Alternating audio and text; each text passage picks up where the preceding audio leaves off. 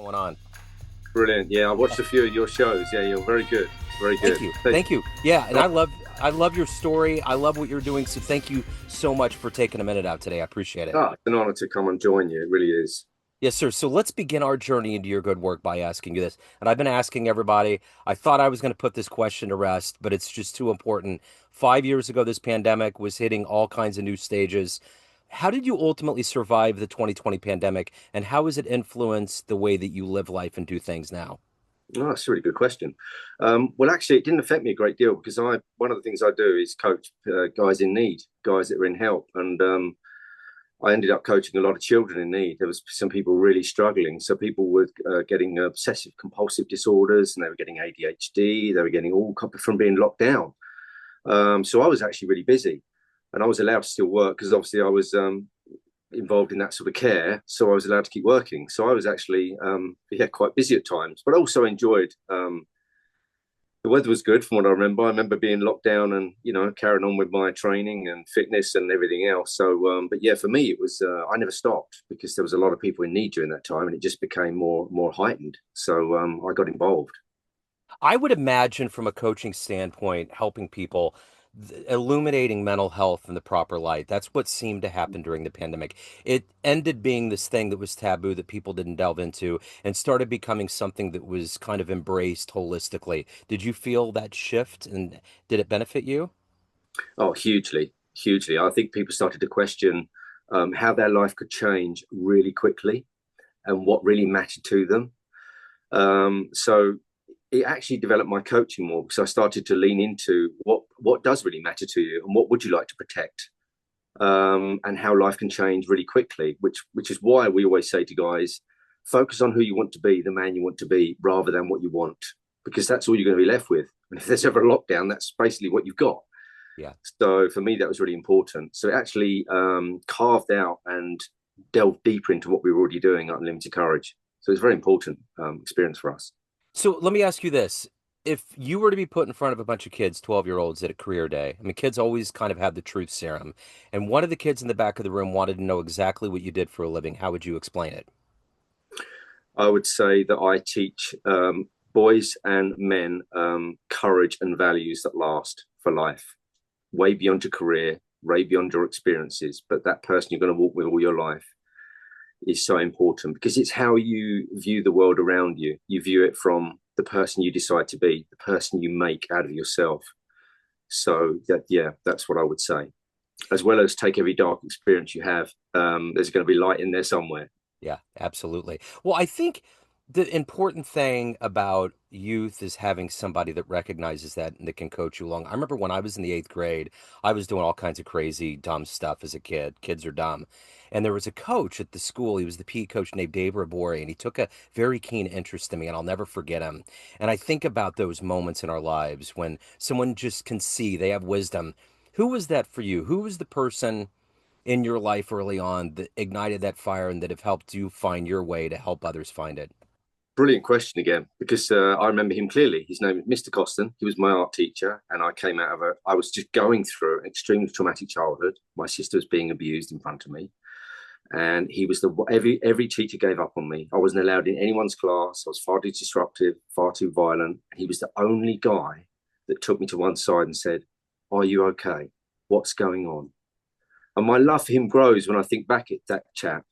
I Yeah. love him even more just for taking the time to say, "What's wrong? Are you okay?" No one had said that.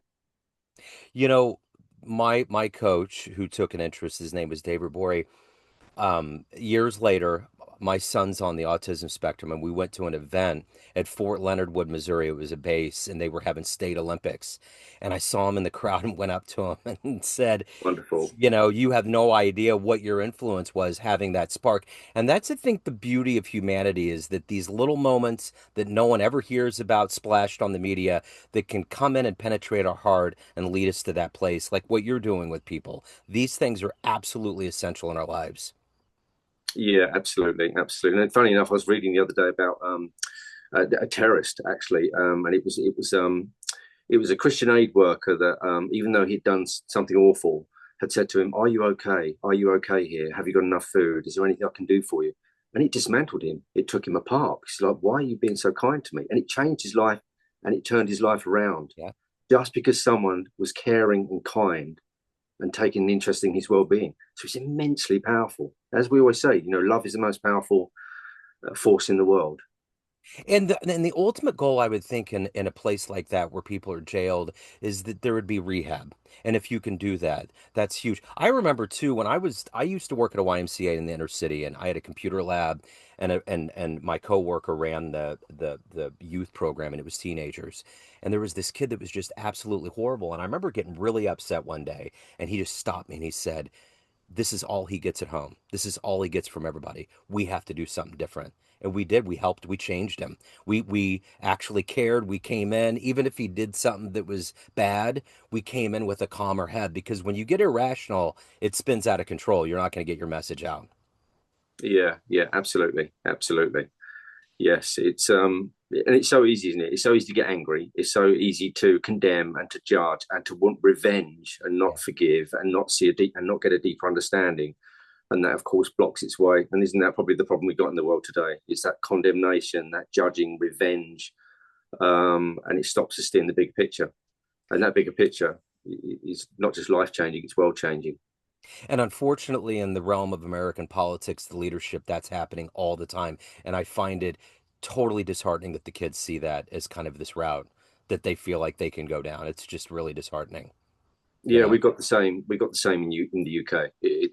We've got exactly the same. And this is the thing, isn't it? Everybody wants to be saved, so they elect the next person in, and the next person is just part of the usual thing. But actually, if we can just come back to that love, that non-judgment, come back to ourselves as men and women, and look for something bigger within us, rather than keep looking to be saved all the time.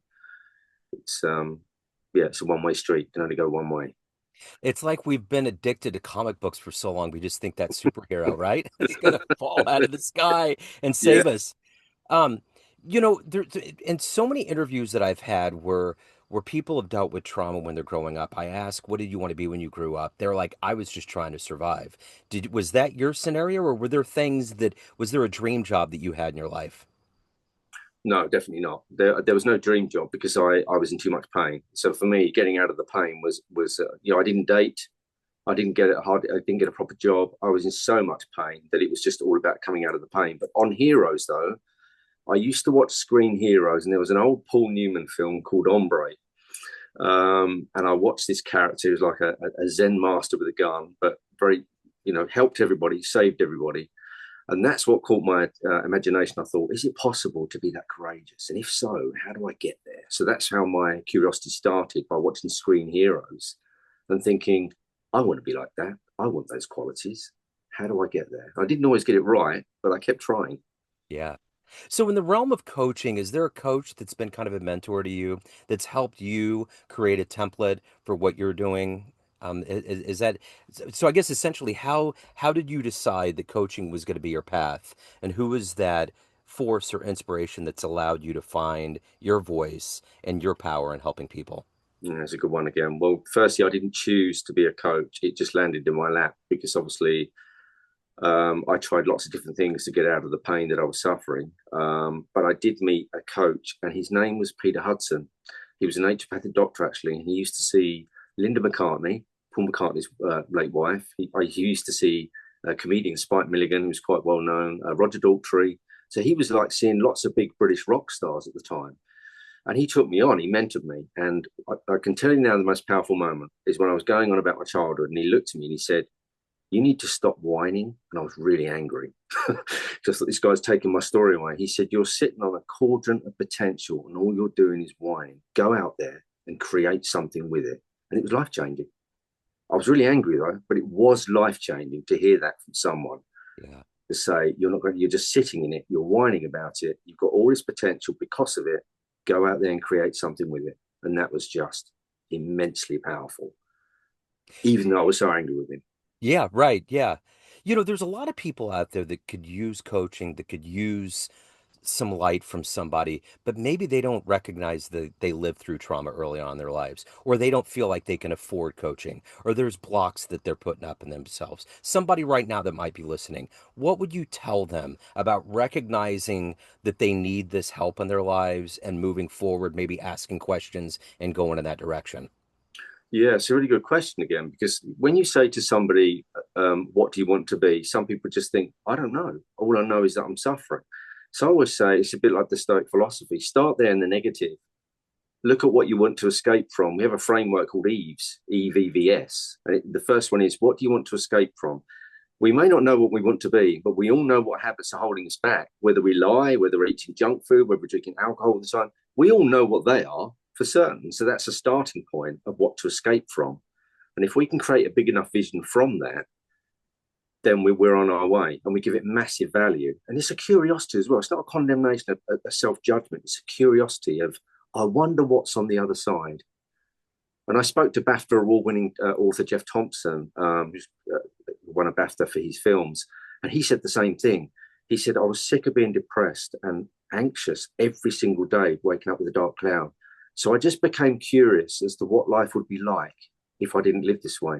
And I totally agree. I was the same. It's just a curiosity. What's on the other side of this? I wonder what would happen if I stopped lying. I wonder what would happen if I stopped drinking alcohol every single night. And then you start to create a picture, a value from that.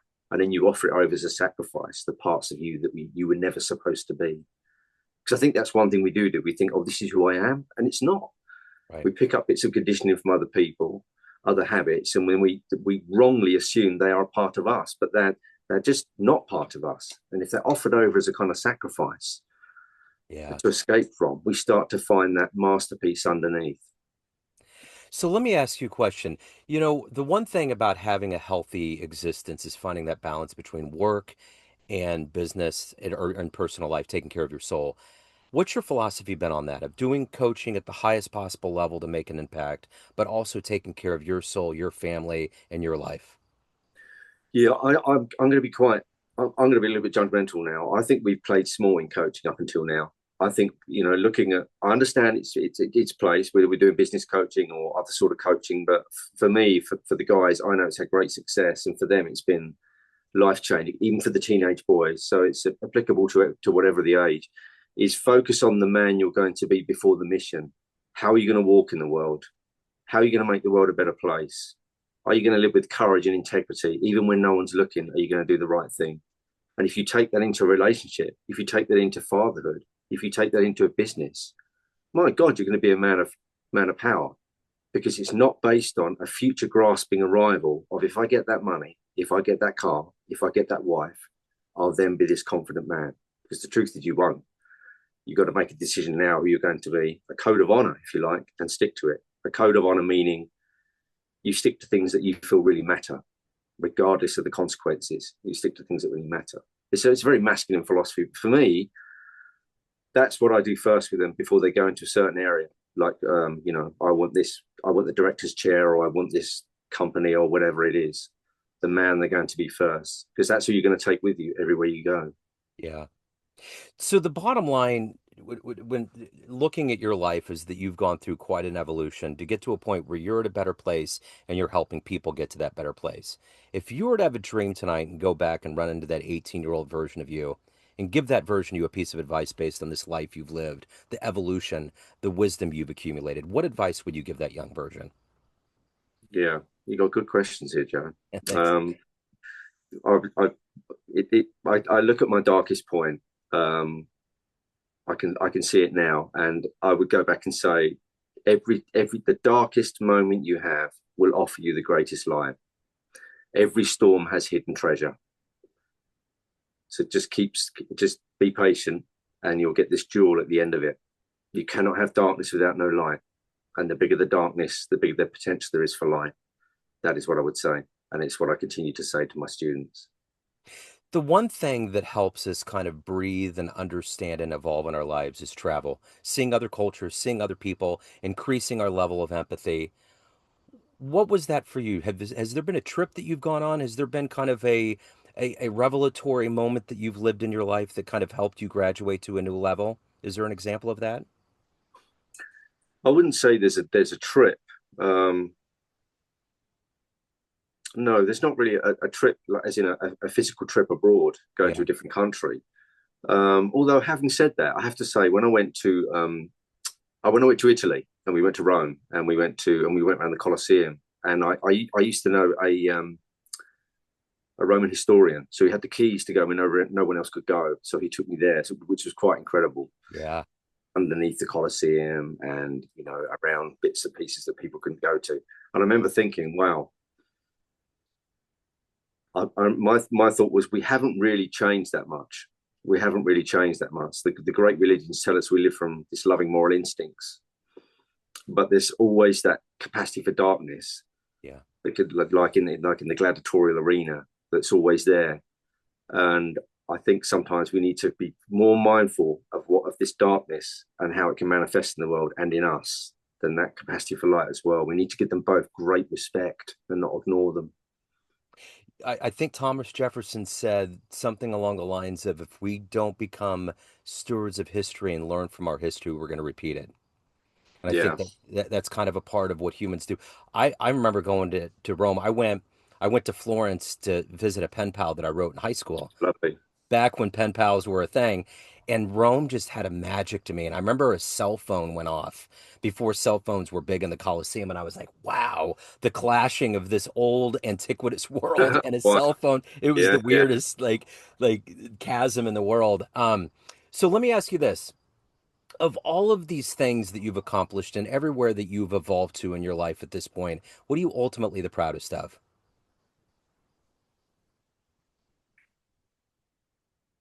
Yeah, that's a good question. I think it's changing. I've sat in front of so many young men that want to kill themselves, and you always wonder if you've said enough. You always wonder if you've done enough. They're just looking for one word, one sentence for them not to do it. And I think I'm most pleased that I'm honoured and as a privilege to be able to save lives of men that were thinking of doing it, and I've managed to say the right thing at the right time, and they've managed to keep going. It has to be that because it's life and death. So, what's been one of the greatest reflections, testimonials, letters that you've gotten from someone years later that you worked with? Um, I think it was a guy called Adam who was a 10-year cocaine addict, and his skull was actually rotting away, where he was so addicted.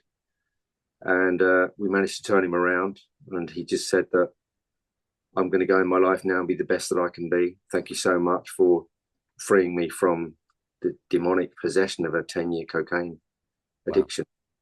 So that was beautiful to read and to hear and to help.